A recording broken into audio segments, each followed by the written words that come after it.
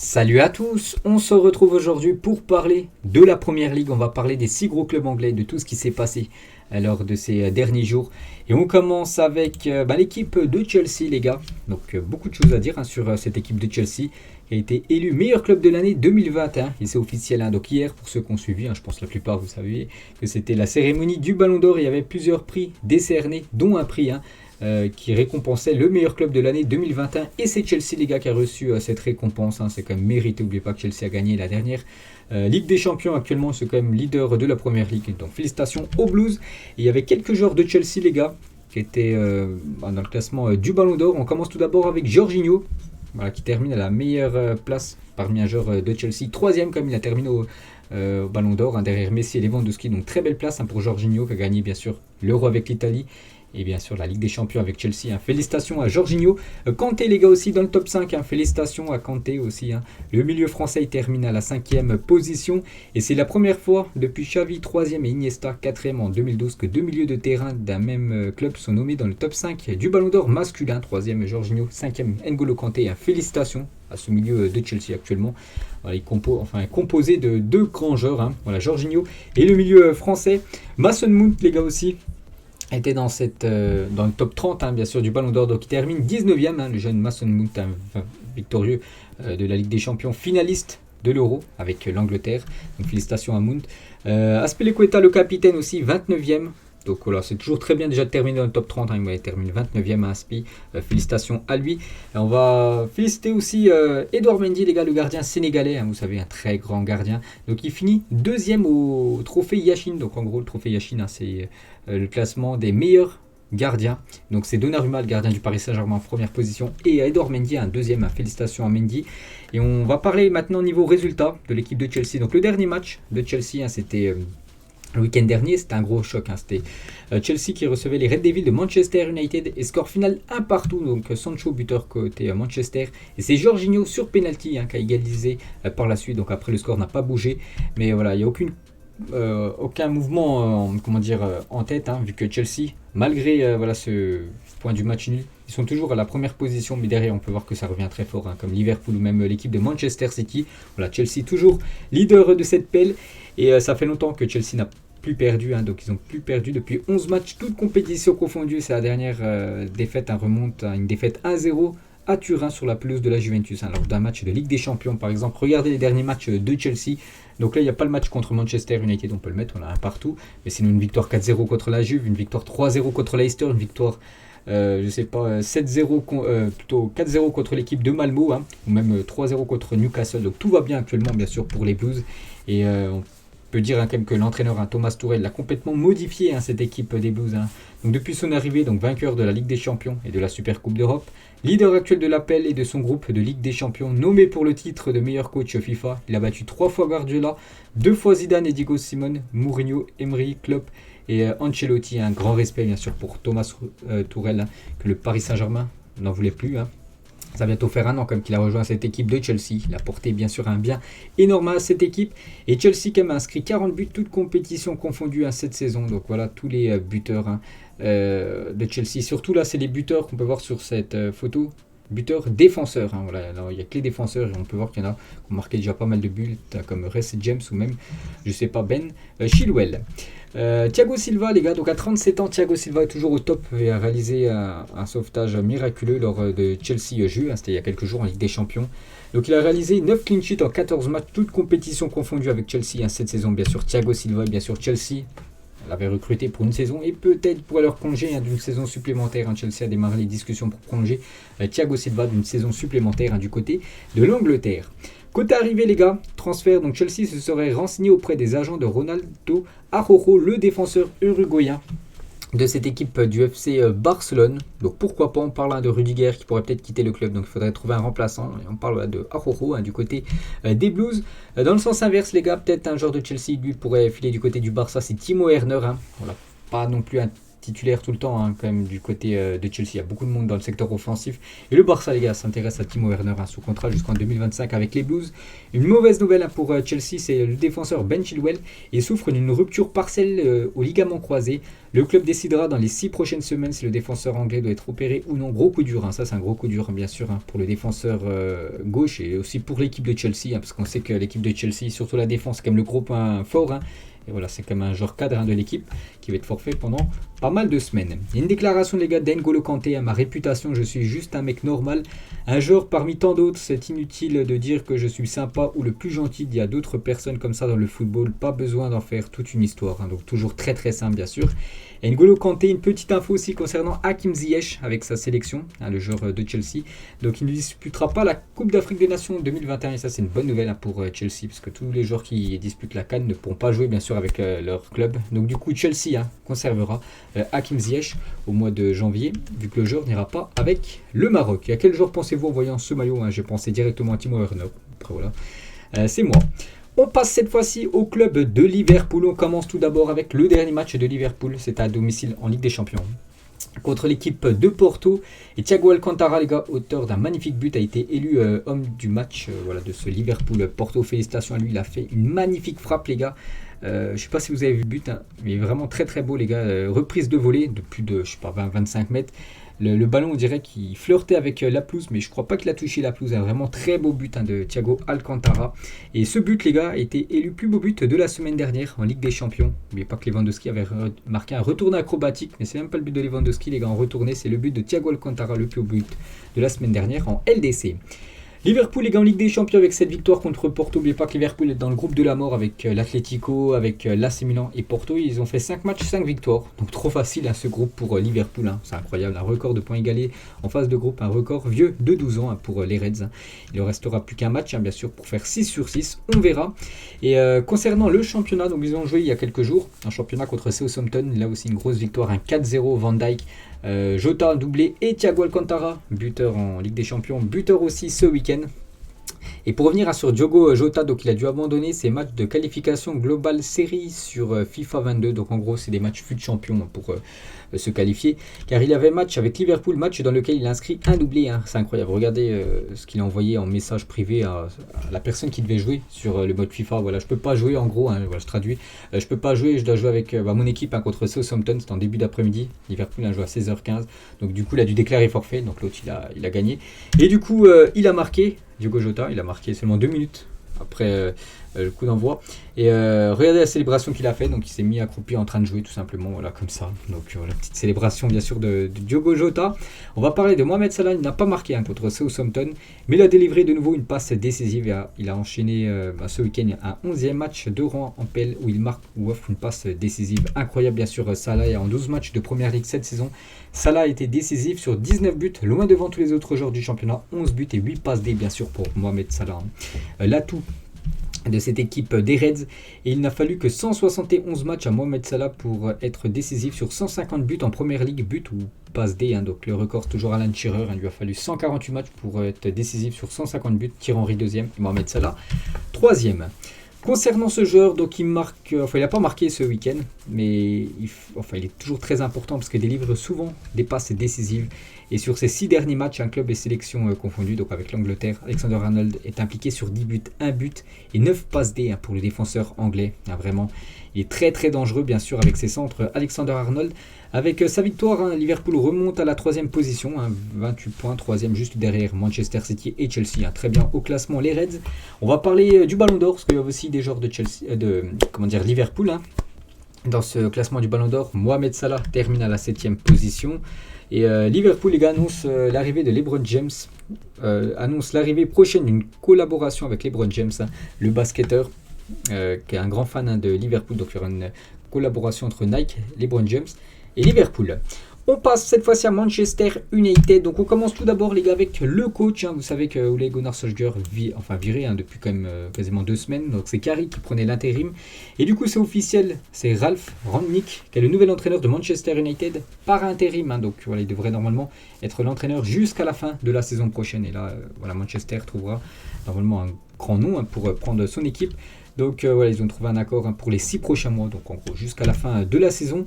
Et Ralph Rangnick s'est vu confier 2 missions par la direction des Red Devils, relever sportivement le club et aider la saison prochaine le nouvel entraîneur, donc Pochettino ou Rodgers, qui pourraient être les futurs entraîneurs. On parle beaucoup de Pochettino.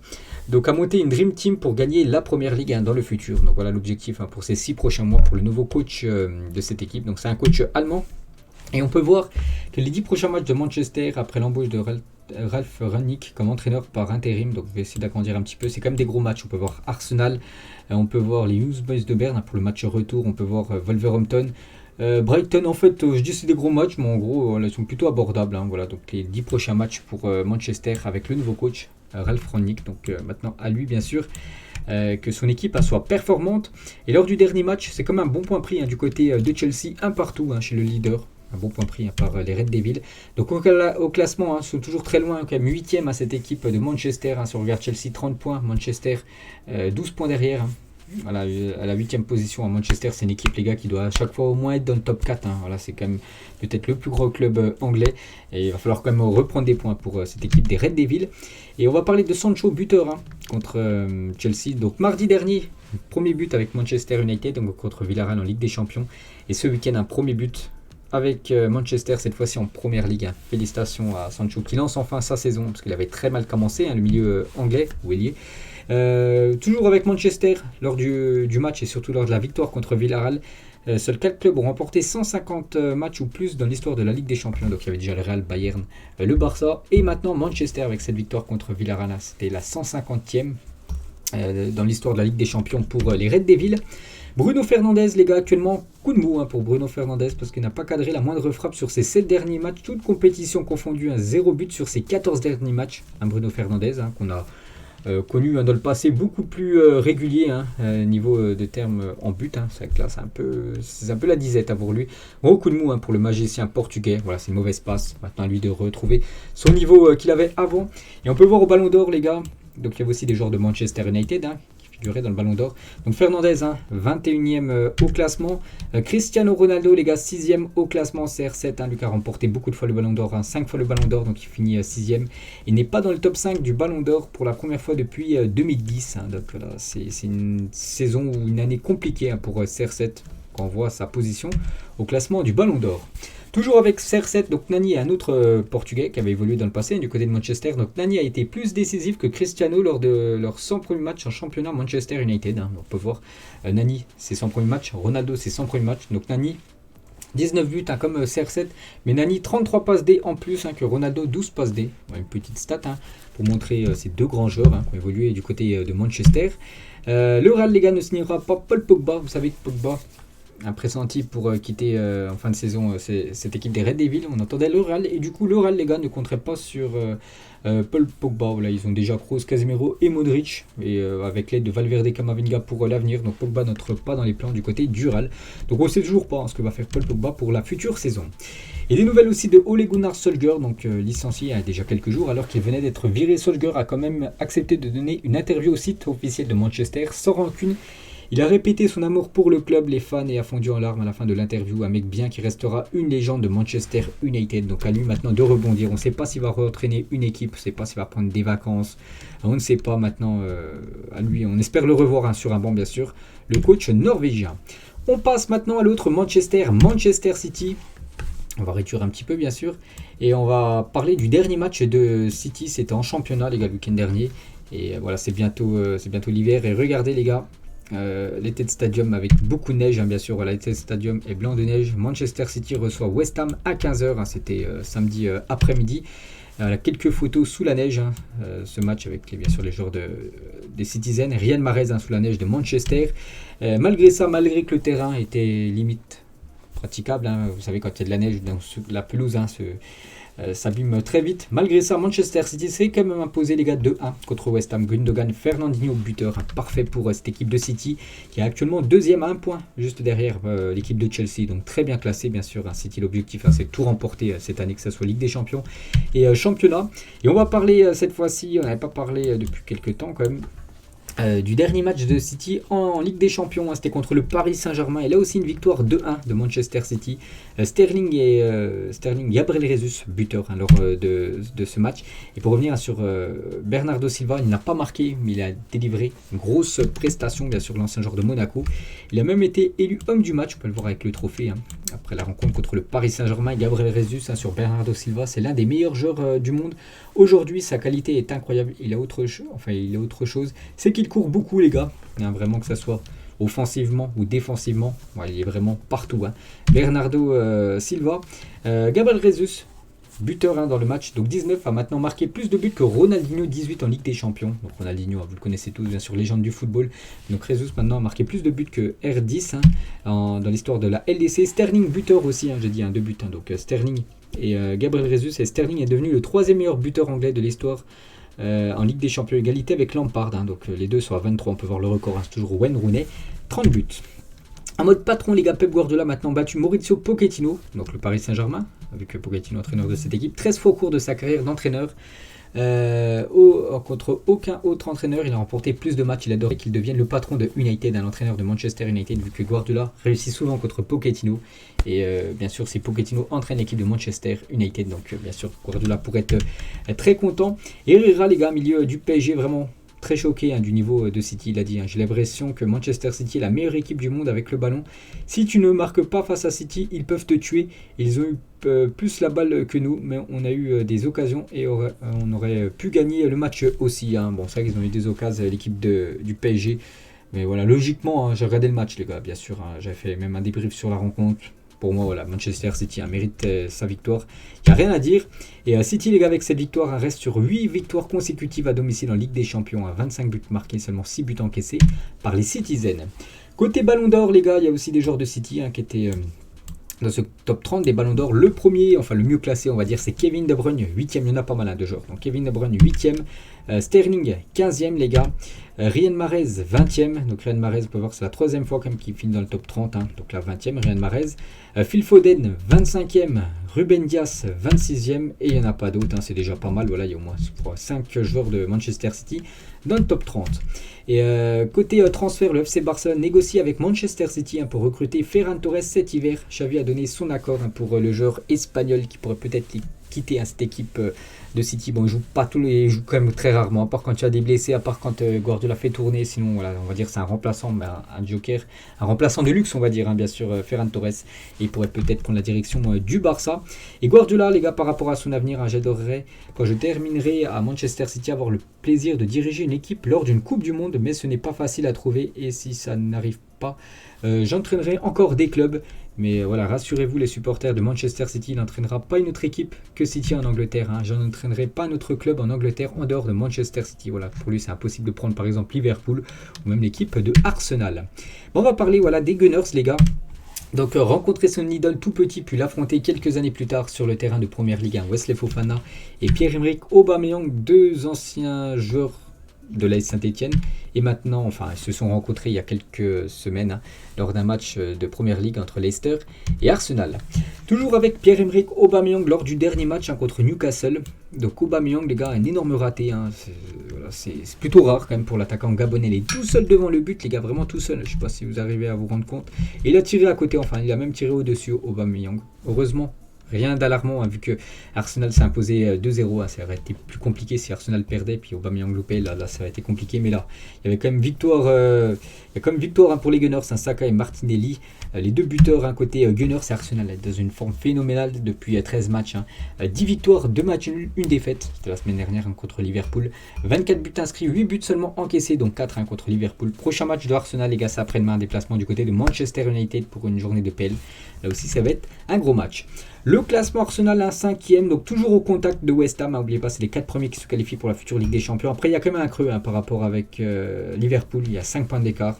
Liverpool 28, et Arsenal 23. Bon, après, on est en mi-championnat, donc tout peut arriver pour cette équipe d'Arsenal qui avait très mal commencé le championnat. Vous vous souvenez, 3 matchs, 3 défaites. C'était dernier, puis maintenant 5e. Donc c'est correct.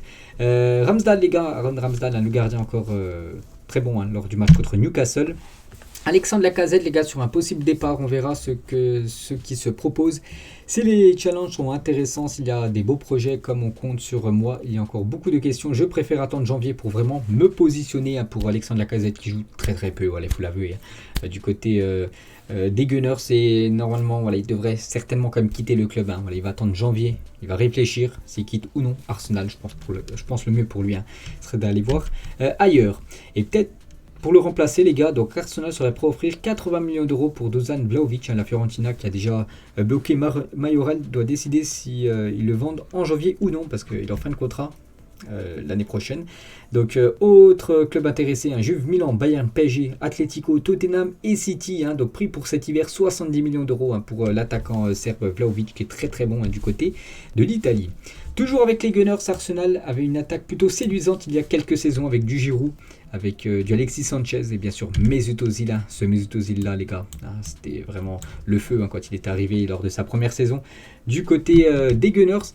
Et Mikel Arteta, les gars, sur Wenger, je ne peux pas vous le dire maintenant, mais ce que je peux dire, c'est que j'aimerais qu'il soit beaucoup plus proche de moi personnellement, car je pense qu'il serait d'une grande aide. Donc en gros, pas devenir entraîneur, mais peut-être venir des fois aider bien sûr Mikel Arteta.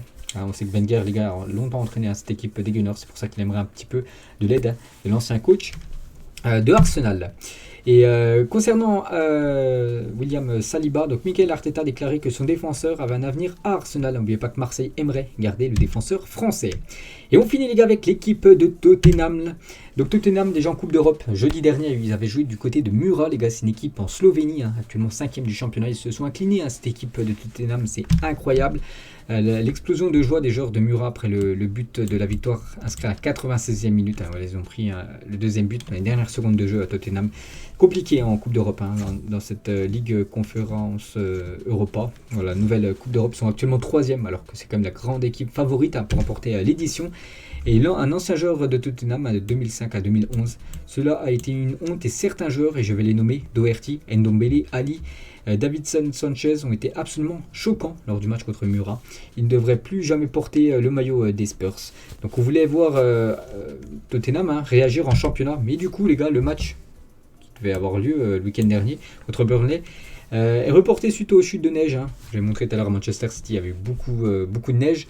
Et du coup ce match, les gars, Burnley-Tottenham, reporté, il y avait trop de neige. Et un supporter américain était venu de Dallas aux États-Unis pour assister au match entre Tottenham et Burnley. Mais le match a été annulé en raison du temps. Harry Kane a décidé d'inviter ce supporter reparti bredouille pour un match des Spurs à domicile. Vraiment très beau geste, bien sûr. Grande classe de Harry Kane. Du coup, au classement, les gars, Tottenham 7e, 19 points. Voilà, on peut voir, on a parlé déjà des 5 gros clubs anglais, mais actuellement c'est l'équipe la moins bien classée parmi les autres gros clubs anglais, avec un match en retard, bien sûr cette équipe des Spurs. Antonio Conte va avoir un peu plus de boulot que prévu, bien sûr, à cause des mauvais résultats, surtout cette défaite du côté de Mura. Côté transfert, Tottenham et l'Inter s'intéressera à Corentin Tolisso. Le Bayern aimerait vendre le français en janvier pour obtenir de l'argent dans le transfert avant l'expiration de son contrat l'été prochain, bien sûr, vu qu'il est en fin de contrat l'été prochain, c'est pour ça que le Bayern aimerait le vendre dès janvier pour récupérer un peu d'argent.